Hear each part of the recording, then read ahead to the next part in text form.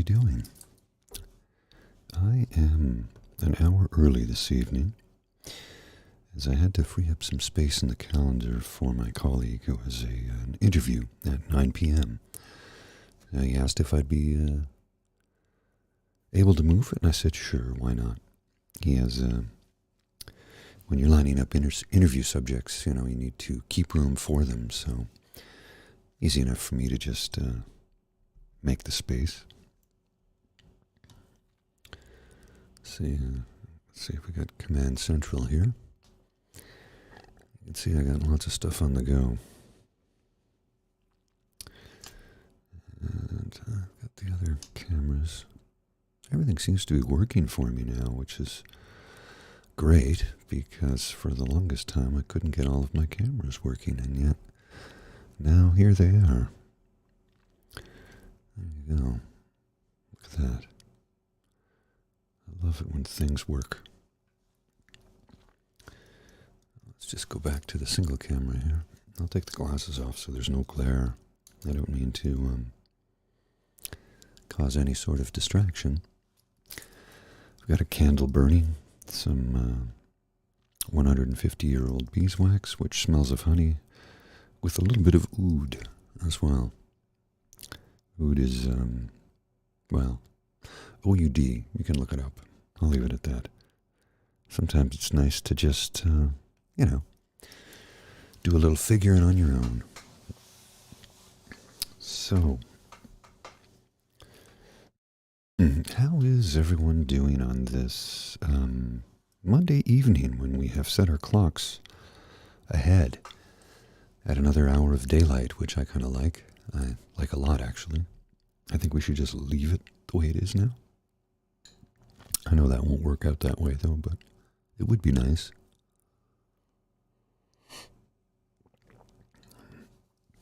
Now that it was a strange weather day today. It snowed on and off, and it was rather unpleasant. Gray and very damp out. I went for a walk earlier to pick up some groceries, and I'm going to head out shortly thereafter and get some more fresh air, some exercise, But it was a weird weather day in the nation's capital here of Ottawa, Canada. Still lots of snow on the ground, but spring-like temperatures are starting to approach. I'm wondering what it's going to be like in the next few days. St. Patrick's Day is Friday, and for those of you who are interested, we do a show on, once a month we do a pubcast, where we sit in at the Lieutenant's Pump here in downtown Ottawa, Canada, and we just talk about life and traveling stories and life experiences.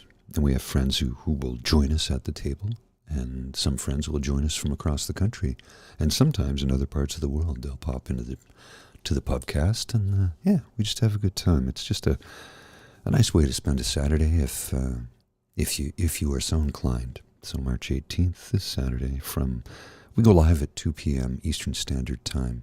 We usually go for about 4 hours, sometimes more, depending upon how tired I am.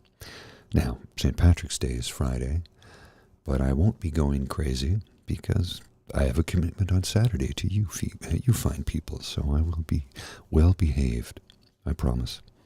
That and, budgetary restraints. Guinness is expensive.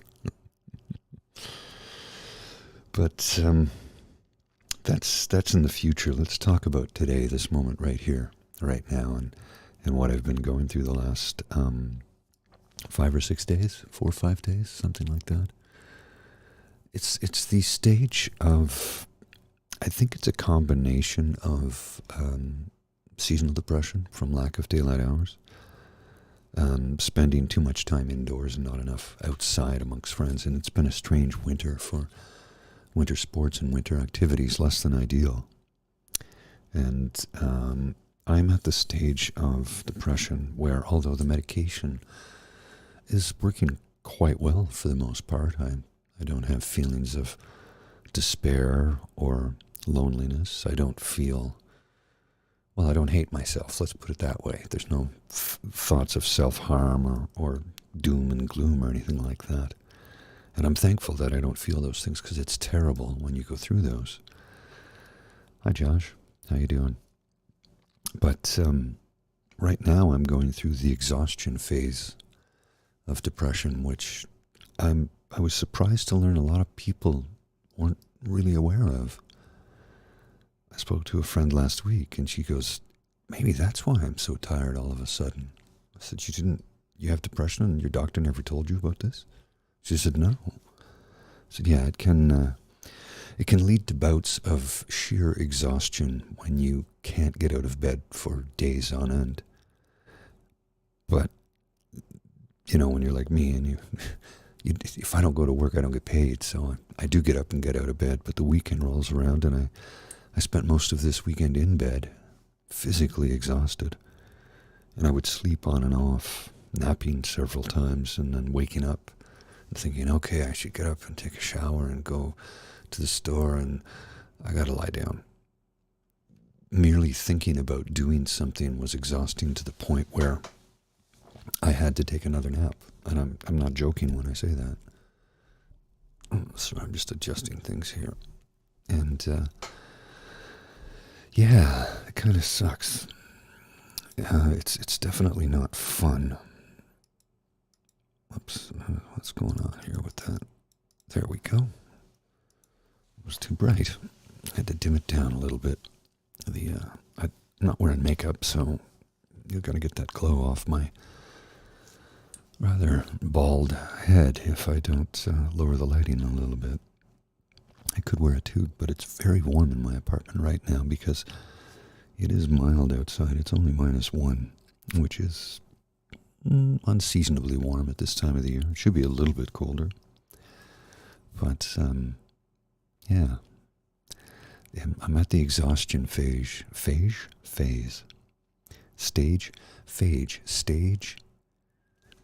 and stage. One word, phage. The exhaustion phage. Tripping over my tongue. Never be afraid to tickle a papaya. It always has something to hide. Well, I don't know what that means, but sure. Sounds interesting. Oops. Oh, I don't like to make squeaky sounds there. It is, I work from home today and I'm in the office tomorrow. And I'll get up. I'll go about my day. We'll do our 7 a.m. live stream, and then after the office I'll go, and I'll be happy to be there because I like my coworkers and I like my job. But at the end of the day, when I get home from work, I have to lie down because I'm so tired right now. And I started on a regimen of B12 again, which may help. But I am going to give my doc a call and ask if I need to increase my medication again. I'm hoping I don't have to, but, if I have to, I have to. Just, so very tired the last, I'd say 4 or 5 days. Now, that being said, I might give it a few more days before I call him because we just changed our clocks, and whenever I do that, I always feel jet-lagged for a few days afterwards, even though it's only a 1-hour change. It really does mess with my head. And if you've ever traveled to a different time zone, as I have many, many times, you will discover the wonderful feeling of jet lag. It's like feeling hungover, except you didn't get to have the fun part of earning the hangover. You didn't consume alcohol. You just feel like you did. And that's never joyous now, is it?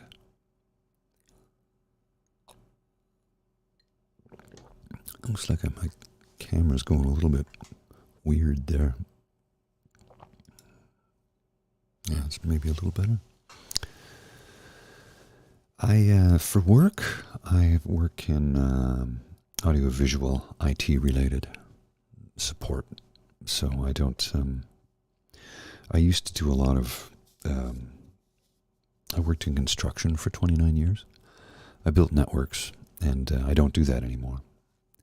I used to install major audiovisual and nightclub systems, church PAs, things of that nature. I don't do any of that anymore, nor do I want to. I'm simply too old, and it's too hard on the body. And, I'd like to be able to have a functioning physical presence for the remainder of my years, if I'm so lucky. So doing that type of work is just, I'm not going to do it anymore. It's as simple as that. I can't. Too many injuries, too many knee issues and back issues, and quite frankly, I don't care to make it any worse. And I'd like to avoid surgery altogether if I could. Because let's face it, I'm Canadian, I live here, so it's not a cost thing. It is time off work, though, which is a cost. The surgery doesn't cost me anything, but it's the time away from work and the recovery time that I would like to avoid if I absolutely could. So, better a pound of prevention, an ounce of prevention is worth a pound of cure. And I think that's the best case for me here. I'm too old to be doing that. I don't want to anymore. I'm happy to teach people if they so desire. I can show them, I can provide instruction, but my days of doing that are behind me. I'm too old and too tired and too broken. Physically broken, that is. Although you probably wouldn't know it by looking at me, because a lot of the injuries, back injuries, knee injuries, don't necessarily show unless you've had surgery, and I haven't, so. Same thing with, the mental health issues. They don't show. So you can tell people what you're going through, but there's no physical signs to let people know that you're in a state of stress or duress or sadness or whatever the case may be. Anyway, it's been a rough few days. Like I said, I'm still happy. That weird part of the depression, the self-loathing, the despair, the sense of gloom and doom. I don't have that. I just have the exhaustion phase, which is, less than fun. It can start to wear on your psyche after a while, too, because it's like, I know I have to get up and do something, but I'm too tired to get off the couch. Like at lunch today, I lied down for 20 minutes. I ate a sandwich and then lied down for 20 minutes because I had to. Because sitting in front of the computer was exhausting. Now, I know this is only temporary. It doesn't last forever. It's a short-term thing. But, when you're going through it, it feels like forever. It feels like an hour, and an hour feels like a day. And you can lie down for 20 minutes and think you've been there for 3 hours and open your eyes and realize it's been 20 minutes and you're still tired. So that's, what I've been going through lately. Well, Josh, it's possible. It's possible. Have you spoken to your doctor or a doctor or a therapist? It definitely, if you have no emotional attachment to anything, I'm not a psychotherapist, a psychologist, or a psychiatrist. I'm not a physician. I have no medical degree whatsoever. I just have 43 years of dealing with this. So in my experiential opinion, I think you should have a chat with your doctor, because zero emotional attachment could very well be something to do with your mental state. It's not a thing to do in the UK, eh? Yeah, and that's tough. Thankfully you're capable of, you have health care coverage, you have the NHS that takes care of you, but I know that it's still, quiet desperation is the English way. Suffer in silence is what that means for those of you who aren't fully versed on that statement. And you are correct, that is kind of what takes place in the UK, although I know that it is changing. I have friends from the UK who have decided that suffering was not something they wanted to do anymore, so they did seek help, thankfully, and it has made a tremendous difference in their lives. Yeah, Wade, I can definitely empathize. It would be this would be a time you would want no emotional attachment to anything, and I can understand why. And that's a tough one. And I wish I could say something to help you, because I know it's a lot that you're going through. But I don't have the words. I don't have the words or the wisdom on how to assuage your emotions. I don't know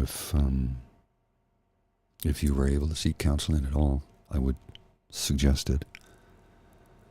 I know feeling emotionally detached right now would probably be a good thing for you in that it could help you get through the toughest times.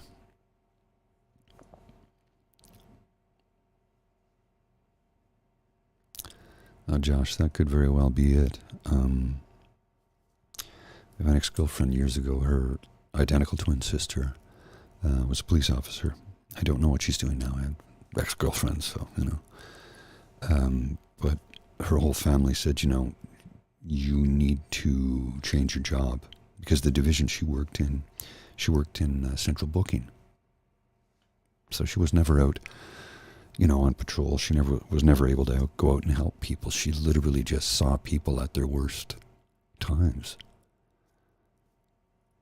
And it really started to make her hate humanity. So yeah, your job can have a tremendous effect on you, your emotional and mental state.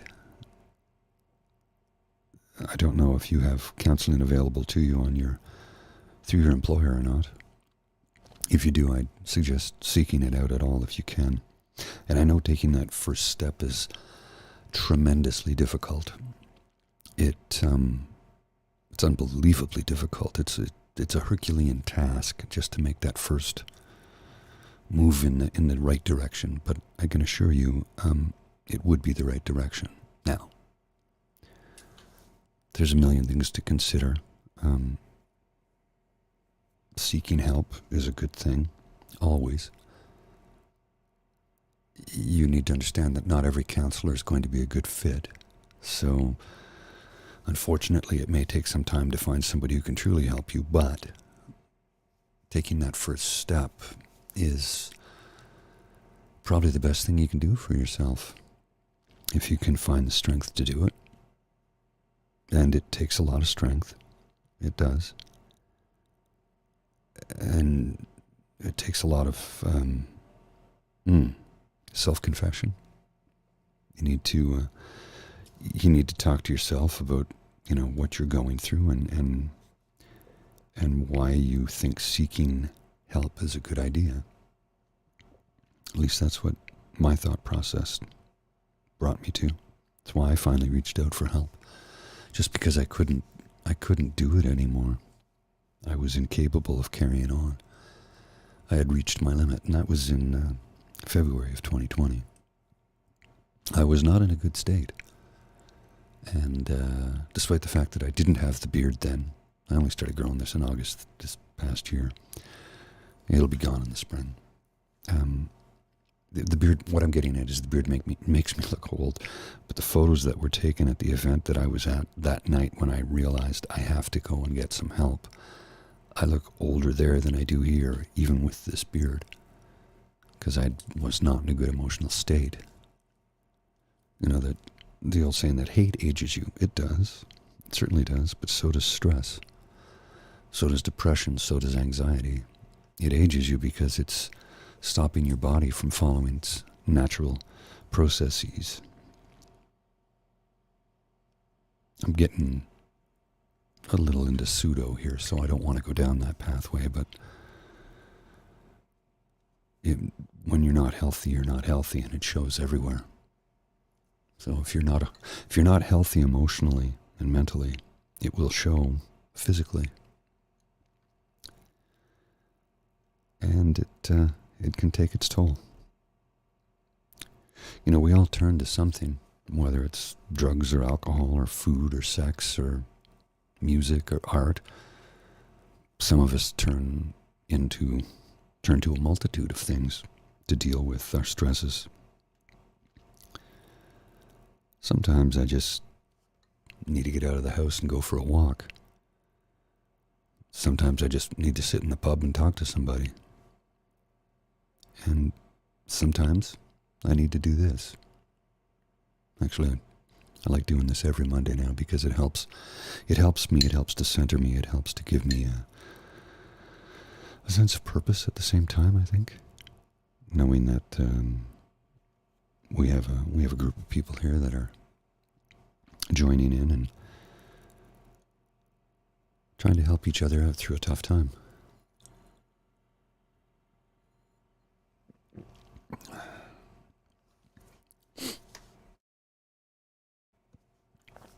But, yeah, I don't have much in the way of answers. I have a lot of questions and some suggestions on what, may help you, that has helped me. My anxiety's been kind of at bay lately, which I'm happy about. And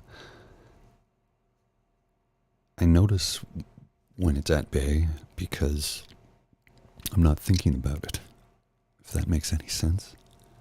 It's like I'm devoid of the thoughts that would normally bring me to the, I should take care of that, but I gotta have to take care of this. But what if I don't take care of that? And what if somebody, the million thoughts that run through your head at 100 miles an hour or 160 kilometers an hour, racing through your mind, your heart beats faster, you're breathing shallow and you can't concentrate on anything. Yeah, haven't experienced that in a couple of weeks. So I'm very thankful for that. Medication does help. It doesn't solve everything. Some days it doesn't work at all. But it's made a difference in my life. It's given me the reason to want to stay. And even though I was going through a really, really dark, rough patch, I didn't want to leave, per se. I just wanted the pain to stop.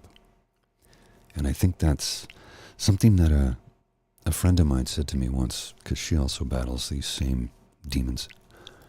She said, if I ever succumb to it, it's not that I didn't have the strength to carry on, it's that I just couldn't take the pain anymore. I couldn't deal with the suffering anymore. And I looked at her and I smiled and I nodded and I said, yes, of course, I do understand what you're saying. You just need the suffering to stop. And it reminds me I need to reach out to see how she's doing because I haven't spoken to her in a while. But that's what it boils down to is I just need the pain to stop, the suffering to stop, because it's not always pain, right? It's just suffering. And suffering is not something that's pleasant, ever. Even for those who enjoy suffrage. There are people who like to feel that way, but that's because there's another mental health issue, problem, something to that extent at play. And I think, you need to understand that you're not meant to suffer. You shouldn't have to suffer. Life isn't about suffering. Well, Josh, I think, suffering is pain in time, certainly. It's a combination of the two, for sure. Especially when you consider that, the pain is not like a physical pain per se. Not like having a headache or a migraine or, you bumped your toe or something like that. Nothing like that. It's not that kind of pain. But it is pain nonetheless. And it can really, really drag you down, man. And it just makes life difficult. So that's why, I recommend talking to a doctor, a therapist, a GP, maybe even a counselor of some type, Talk to a friend, let them know what you're going through. Don't be afraid to say, I'm a mess. I know it's easy for me to say that, and it's difficult to oftentimes say out loud, especially to somebody, I'm suffering right now, I'm going through something, I feel terrible, But it's important to talk about it. Not talking about it is when things go south, things go bad or sideways. When you don't talk about it, it only gets worse. And like any wound that is left untreated, it just gets worse day by day. And I'll go, although this is not a physical, visual wound that you can see, it's still a wound nonetheless. And like any wound, it needs to be treated. So whether it be through counseling or medication or a combination thereof, maybe some time away from work, if you can get it. Not everybody can. I understand that. We need to invest more in mental health care here in Canada, but I'd say we need to do it globally because people are suffering and it's no way to go through life. And I think there's probably more people suffering than we're aware of. And I think, honestly, that's always been the case.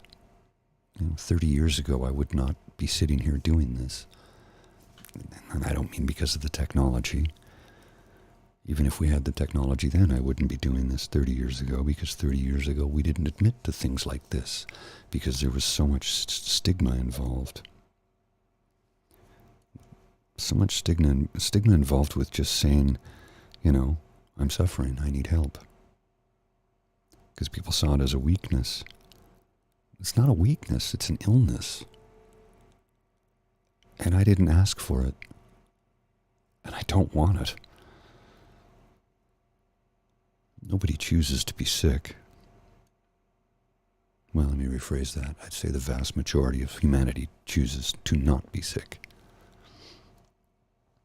Those who choose to be sick usually have a underlying mental health issue there as well. Nobody wants to be sick. We all want to be happy.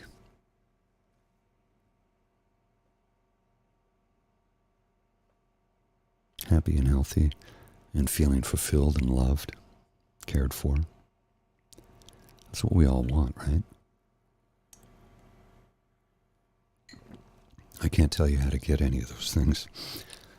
I can tell you that taking care of yourself, giving yourself the time you're going to need to heal, go through therapy, counseling, medication, exercises, change of lifestyle, change of diet. There's a lot of things involved. And only you can make that decision for yourself. And I can't tell you what to do or when to do. Only you know that. But I can tell you that I will be here for you. This small community we're growing will be here for you. So we can support one another through the dark times. Nobody likes the dark times. And with that, I will bid you adieu. I'm going to go for a walk, get some fresh air, get a little bit of exercise in this evening. And I will see you next Monday evening, 9 p.m. Eastern Standard Time, right here on my YouTube channel. Feel free to jot me a note in the comment section if you like. I do respond to everybody as quickly as I can. And I will see you again soon. Take care, eh?